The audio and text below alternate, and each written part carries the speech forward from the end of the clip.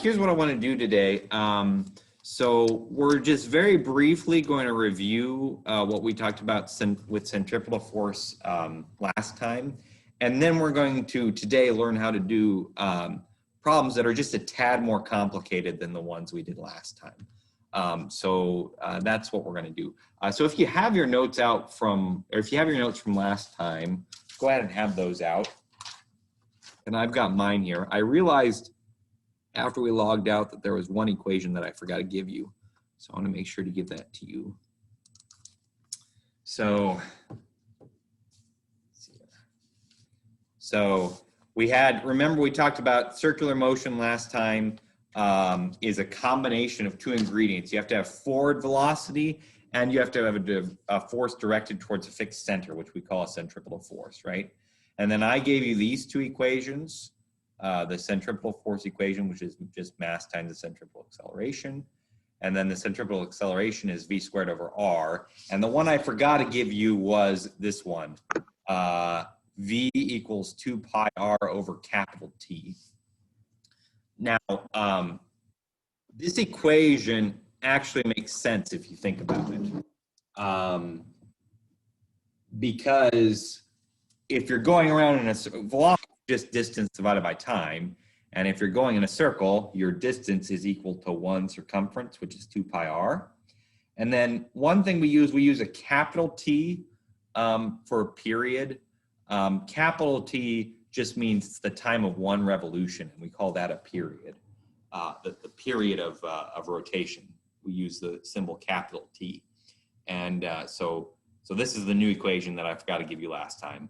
V equals 2 pi r over capital. There may be some times where it's helpful to have that. All right. So that's what we talked about last time. But the other thing we discussed was that you have to have both of these ingredients at all times, right? If you lose one of those ingredients, you're not going to get circular motion anymore, right? If you lose your velocity, then you're just going towards the center. If you lose your centripetal force, you're just going to go in a straight line, right? Now, there was the example that I gave you last time. I gave you two sort of demos. The one was the flying pig, but then the other one that I did was I did this thing where I had a piece of tape on the end of a string, right? And in this case, the string, the tension of the string was what was providing the centripetal force, right? This would be a case in which the centripetal force is pulling you in, right? I want to show you another case because it's not always simple. Sometimes there are cases where a centripetal force pushes you, and sometimes there's a case where there's a combination of more than one force that causes the centripetal force. So the first example I want to show here, get my camera set up, is I've got this this ball that I'm going to put in this wooden hoop, and this is going to be an example of this would be an example of where the centripetal force is being caused by a push instead of a pull. So what I mean by that is this: if I take this let me get this started here, right? If I take this marble and I'm letting it go around in a circle here, what's happening here is there's not a centripetal force pulling it towards the center, right? Like a string. But in this case, you've got a normal force from the outside that's always pushing towards the center. So this would be a case of the centripetal force being a pushing force instead of a pulling force. The other thing that happens here, though, if we think about it, let me get this started, is again, like we said, you have to have both forward motion and centripetal force. If all of a sudden I lose my centripetal force, right, the marble is just going to keep going in a straight line. So that's an example of how, again, you have to have both centripetal force and forward motion. If you just have forward motion, you're not going to go in a circle anymore. You're just going to go in a straight line. All right. So with that in mind, let's go ahead and try a couple practice problems. And what these practice problems are going to do is they're going to combine what we were talking about in last unit with free body diagrams and net forces with now what we're talking about in terms of centripetal force. So here's the example. We're going to say a roller coaster of mass 600 kilograms goes around a loop of radius 8 meters with an assumed constant speed of 9 meters per second. Now, I should say this can't really happen. It's not really going to be a constant speed, but for the sake of argument, let's assume that we're going at a constant speed around this loop on a roller coaster. Find the normal force of the track on the coaster at both the bottom and the top of the loop. All right, here's what we're going to do. We're going to start with a drawing.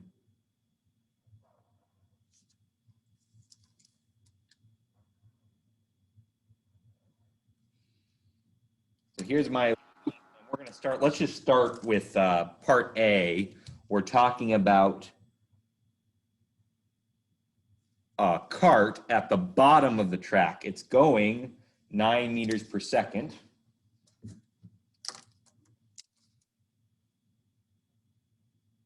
But it's going to go up around this circle. And I want to think about what normal force do we need to do this, right?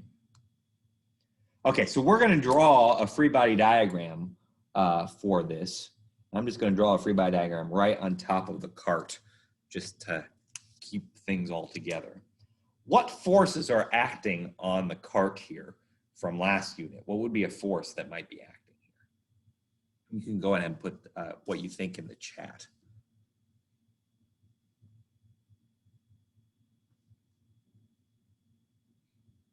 Gravity, I agree, Anna. So we're going to have a force of gravity. And yes, we probably do have a little bit of friction. Again, for the sake of argument, let's imagine a magical case in which we don't have any friction. So we would have some friction maybe, and then we're going to have some normal. Now, here's the difference. Here's what we're used to saying, that gravity and normal are equal. But in order to go in a circle, I need a centripetal force, right? And the centripetal force has to point towards the center. So in this case, I actually need a greater normal force than I have friction force, right?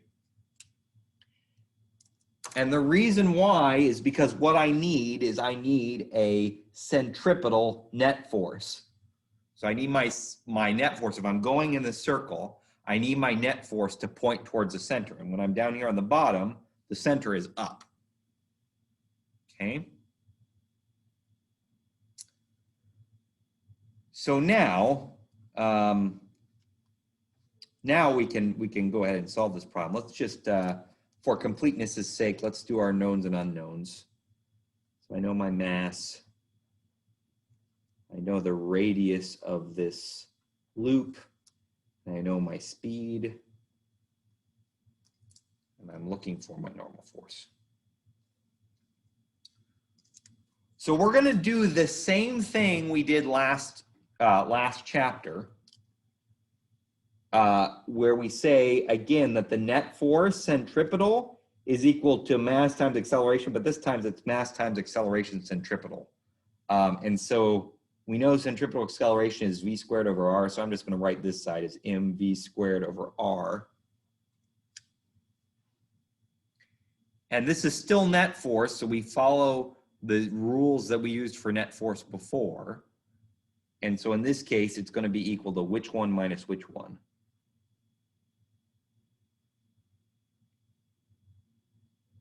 What do we think? Normal minus gravity. I agree. Okay.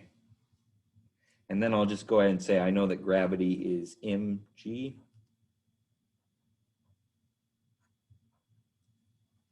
And now I can solve this. So normal force minus 600 times 9.8 equals 600 times 9 squared over 8.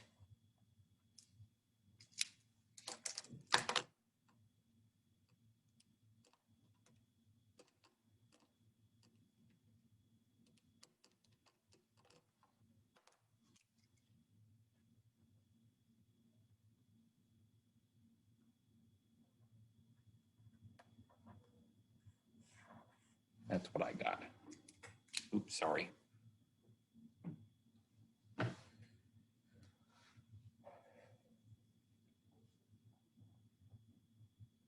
give you a moment on that. If you got any questions, please feel free to stop me. Mr. Robot, Yeah, go for it, Becky. will the speed ever affect, like, if it goes, like, if the speed is too little, will it not go in the loop, or? Give me 5 minutes. Okay. Good question. Give me 5 minutes. We'll get there. Now, one thing to point out about this, right? We said that the normal force was bigger than gravity. I can't remember if we talked about it in this class. But you know how when you go around a loop in a roller coaster, you know how you like feel like you're like pushed into your seat? You feel heavier than normal. Well, it turns out that how we know how heavy we are, how we feel it, is actually not because of our force of gravity. The way we feel our weight is because of the normal force. And we're used to having a weight that's equivalent to our to what we feel our weight to be.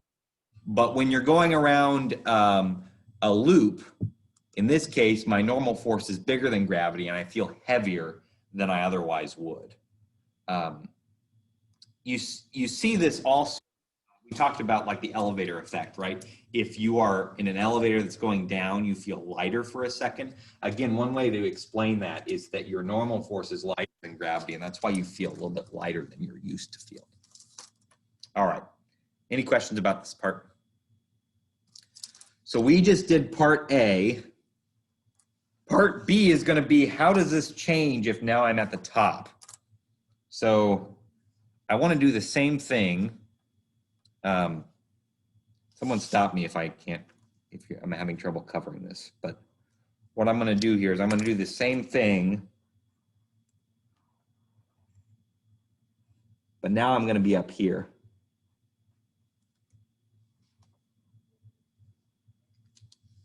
Same, but I'm still saying 600 kilograms, radius 8 meters, velocity 9 meters per second. But now I want to find what my normal force is this time.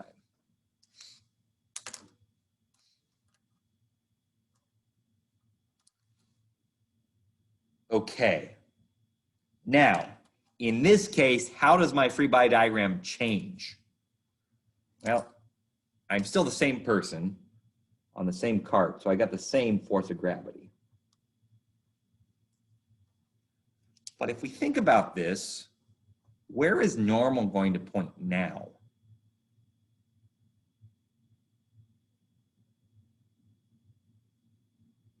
If you imagine normal's from that track, from that surface, and it's kind of preventing me from going where my inertia wants, like, right, my inertia, if like the track stopped here, my inertia would keep me going up, right?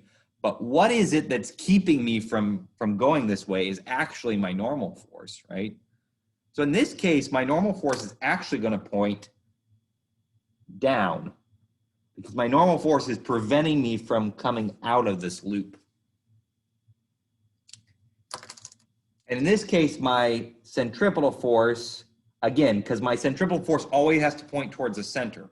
When I was up here, the center was up. Sorry, when I was down at the bottom, my center was above me, right?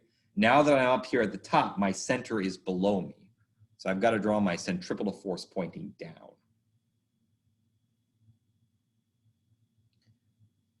And so this time when I do this equation, centripetal force equals MAC, or in this case, this side becomes mv squared over r. But my centripetal force this time is not normal minus gravity. What is it?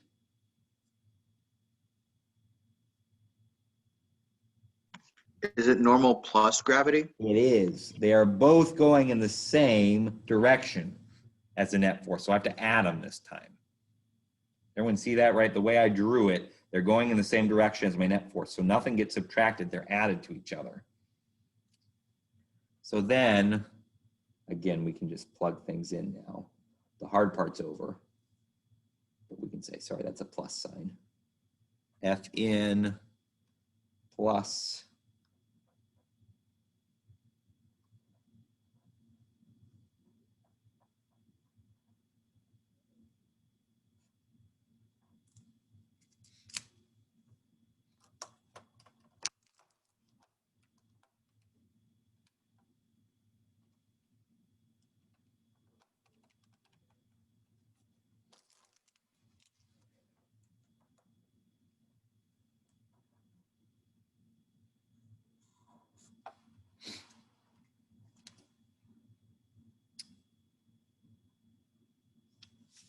I'm gonna look if we can real quick at the huge difference between my two answers, right? By the way, hopefully I did that right. Can somebody clarify for me that I got the right number? I didn't make a math mistake.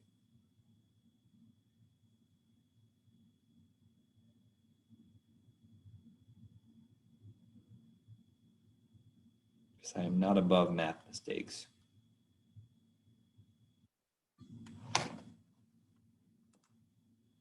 $195. Okay, good.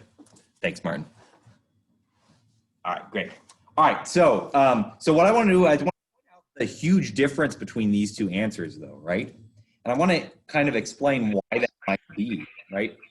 Up here, normal, in order to keep an upward force, right? Normal has to both counteract gravity and provide the entire centripetal force. Whereas down here, gravity is providing some of the centripetal force, and so normal only has to provide the lack, well, whatever gravity didn't have enough of.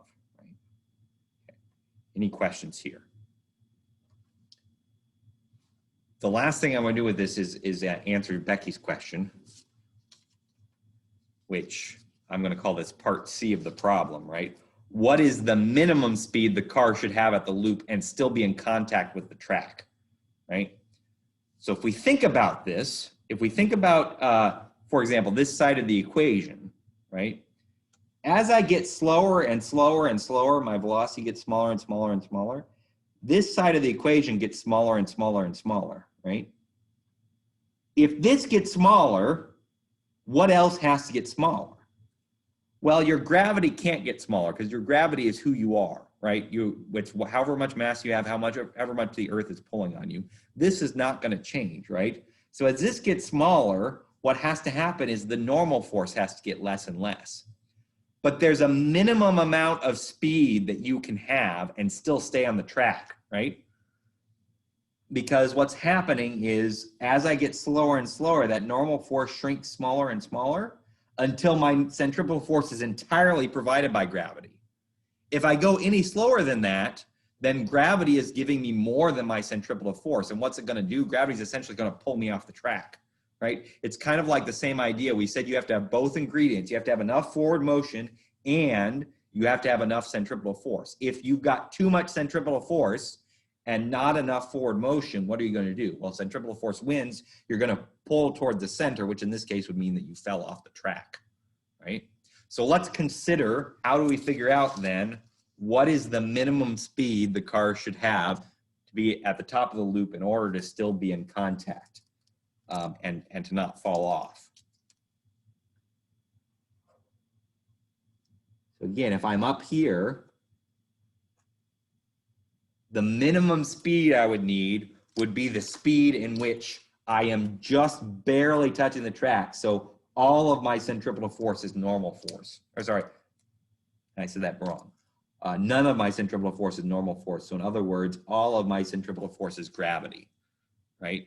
So the minimum speed would occur when,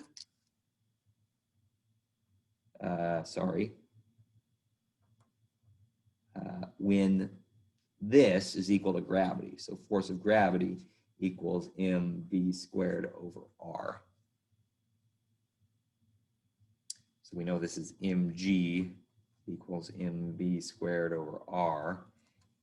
It's a handy case here, right, where I've got a mass on both sides, so I can cancel them out. And I could solve this. So I'm just going to do some algebra, multiply both sides by r. So v should be equal to the square root of gr, I think, right? If that makes you nervous, what I just did, just plug in your numbers here. 9.8 equals v squared over what?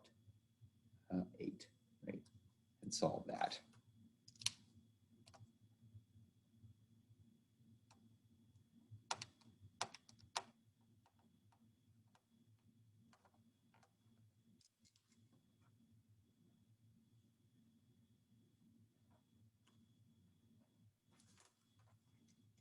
That's what I got. Mr. Roebuck, does that mean regardless of mass, something going around a loop of 8 meters or whatever the length was would have to go that speed? That is correct. Yeah, and that's a good point. And the thing that I wanted to point out about this too is just an algebra thing, right? Masses get canceled out here. Masses do not get to be canceled out up here, right? Why can I not cancel out a mass here? Well, I don't have a mass in every term, right? So I can't cancel out a mass over here because that term doesn't have a mass in it. But here, the masses do cancel. But yes, yes, Malachi, you're right. What that means is if I have this loop, no matter who's riding it, no matter how much mass I have, it's the same minimum speed I would need in order to go around the loop.